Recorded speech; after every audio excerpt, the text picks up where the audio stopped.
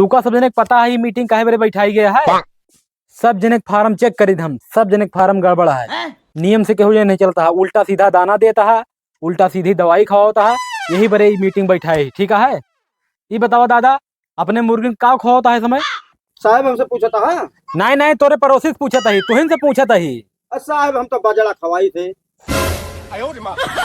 बहुत सही करता है दादा, बजड़ा खवाता है, तब सब पोलियो मारिन के हैं जितनी मुर्गियां हैं।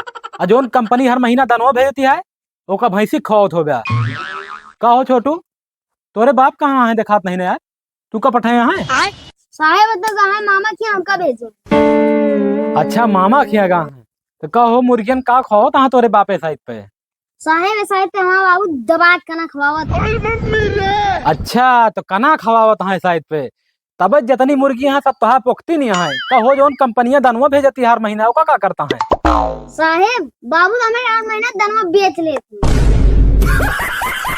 अच्छा तो हर महीना जो ना दाना बेच लेता है। अपने बाप से बताया जाए कि 1 लाख के जुर्माना करके जाता ही मुर्गी फार्म पे तोहरे आए के ऑफिस में मिल रही है।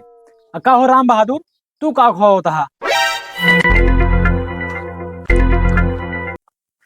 साहेब हम अपने मन से कुछ खवाइत नहीं। अच्छा। सुबेरे उठी थे, जितनी मुर्गी यहाँ है सबका 10-10 रुपया बांट दी, जाके दुकान पे जो मन कहा खा लिए थी।